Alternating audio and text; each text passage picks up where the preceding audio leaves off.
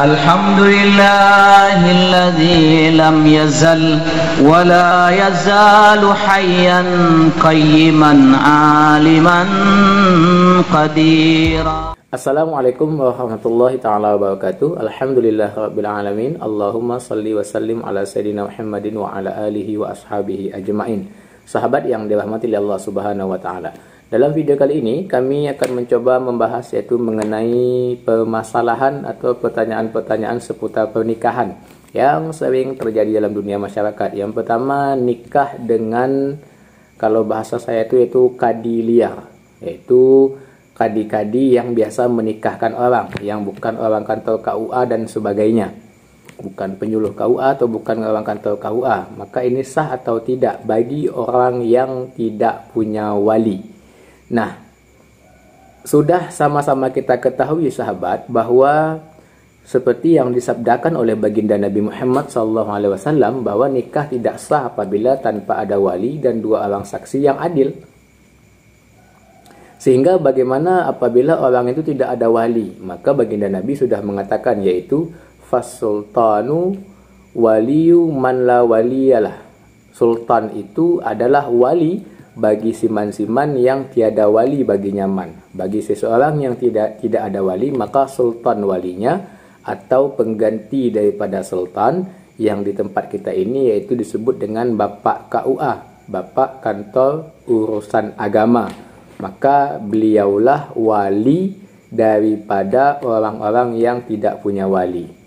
Sehingga kalau kita melihat kitab-kitab fikih, baik itu kitab Tuhfatul Muhtaj, kitab I'anatul Talibin dalam mazhab Syafi'i dan sebagainya, maka tidak boleh seseorang itu nikah, orang yang tidak punya wali, dia nikah dengan qadi liar. Nikah dengan qadi liar yang sebagai wali daripada si wanita, atau yang wanita itu sebut mempertamkin dirinya, menyerahkan kewaliannya kepada qadi liar, maka tidak sah nikah tersebut. Kenapa? Karena di tempat kita ini masih ada yaitu sultan atau pengganti daripada sultan tersebut, yaitu bapak KUA, kantor urusan agama. Maka merekalah yang berhak menjadi wali orang yang tidak punya wali. Satu contoh, Fatimah tidak punya wali sama sekali. Sehingga si Fatimah ini berjumpa dengan seorang laki-laki yang bernama Ali. Kemudian mereka nikah. Si Fatimah dinikahkan oleh seorang ustadz atau seorang kiai, yang kiai tersebut yang menikahkan si Fatimah. Sedangkan bapak kiai tersebut bukanlah seorang bapak KUA kalau di daerah kita ini. Maka nikah tersebut tidak sah selama kalau bapak KUA tersebut atau orang KUA tidak memberatkan biaya yang bisa memberatkan mempelai. Ini seperti yang dijelaskan oleh para ulama-ulama kita dalam kitab-kitabnya, seperti kitab Tuhfatul Muhtaj, kitab Bijairimi, atau kitab I'anatul Talibin. Kalau orang kantor KUA, ini bahasa kita supaya mudah, kalau orang kantor KUA itu tidak membebani biaya yang berat, maka tidak boleh orang lain menikahkan si wanita tersebut. Syarat yang kedua, kalau boleh bapak kiai tersebut atau ustadz tersebut menikahkan si Fatimah, dengan syarat bahwa beliau itu adalah mujtahid mutlak, orang yang sepangkat dengan Imam Syafi'i atau Imam Hambali atau Imam Hanafi dan Imam Malik. Kalau kita lihat di zaman sekarang ini tidak ada lagi yang namanya mujtahid mutlak. Bukan kita menutup pintu mujtahid mutlak, tapi kecil sekali kemungkinan, 0,001% lah ada orang yang bisa menjadi mujtahid mutlak di zaman kita saat ini. Dengan kata lain, kalau saya mengatakan setelah kita meninjau kitab-kitab para ulama dan penjelasannya bahwa walaupun tidak tertutup kemungkinan boleh nikah selain dengan orang bapak KUA bagi wanita yang tidak punya wali, tetapi untuk di saat ini kemungkinan itu belum ada. Kemungkinan belum ada. Enggak tahulah kita kemungkinan di zaman yang akan datang bisa jadi ada. Mungkin orang KUA membebani biaya terlalu berat mungkin. Mungkin kalau nikah di kantor KUA dibiayai dengan 100 juta rupiah, ini boleh nikah orang tanpa wali dengan bapak ustadz atau kiai yang ada di luar. Tapi kalau mereka belum membebani biaya yang begitu mahal, maka tidak boleh. Atau mungkin sudah ada lahir di suatu masa besok seorang mujtahid, tapi kalau untuk di tempat kita belum ada, zaman kita belum ada mujtahid, makanya kalau saya katakan untuk sekarang ini tidak sah nikah wanita yang tidak ada wali kecuali dinikahkan oleh bapak KUA. Bapak KUA bukan kita membela orang KUA, tapi karena sini seperti yang disabdakan oleh baginda Nabi Muhammad SAW, sultan adalah wali bagi orang yang tidak ada wali, atau penggantinya sultan di tempat kita sekarang adalah bapak KUA. Sahabat yang dirahmati oleh Allah Subhanahu wa taala. Kemudian mengenai masalah wanita hamil di luar nikah, kemudian dia nikah, apakah ini sah?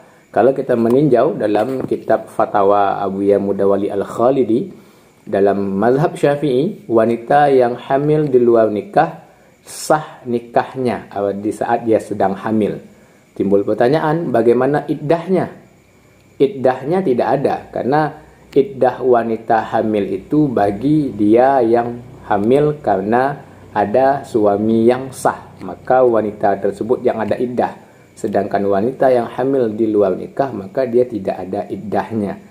Kenapa? Karena anak di dalam kandungan si wanita tersebut tidak dinisbahkan atau dinasabkan kepada si ayah secara biologisnya, tetapi dia dinisbahkan kepada si ibunya, sehingga wanita tersebut tidak ada iddahnya, sah nikahnya. Dan setelah nikah, maka tidak perlu diulang kembali. Makanya Syekh Nawawi Al-Bantani mengatakan dalam kitab beliau, qat'i, sah secara qat'i, dan inilah pendapat yang lebih sahih. Tidak perlu diulang lagi pernikahan tersebut.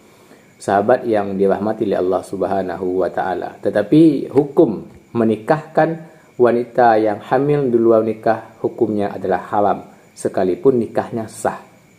Hukumnya haram. Jadi kalau kita menikahkan wanita yang hamil di luar nikah, dia sedang hamil, kita nikahkan dengan seorang laki-laki, kita yang menikahkan dapat dosa, saksinya dapat dosa. Kenapa? Karena perbuatan ini adalah perbuatan haram sekalipun nikahnya sah, karena ini akad. Kadang akad itu memang seperti itu, sahabat. Jadi kalau akadnya bisa sah, tapi perbuatannya bisa dapat dosa, perbuatan haram. Ini seperti contoh seseorang menjual sesuatu yang sah secara hukum syariat, tapi dia bisa dapat dosa haram. Kenapa? Karena perbuatan yang dia jual itu bisa mendukung kepada maksiat, maka akadnya sah tetapi perbuatannya haram, dia dapat dosa. Sama menikahkan wanita yang di luar nikah, hamil di luar nikah, perbuatan akad nikahnya sah, nikah tidak perlu diulang lagi setelah dia melahirkan, tapi perbuatannya haram, kita dapat dosa karena melakukannya. Kenapa haram? Disebutkan oleh Abu Ya Mudawali Al-Khalidi dalam kitab Fatwa beliau. Nah, kitab ini bagi sahabat yang punya kitabnya boleh dilihat langsung, karena kita akan menyebabkan mewariskan kepada sesuatu yang tidak boleh diwariskan, dan beberapa alasan-alasan lainnya.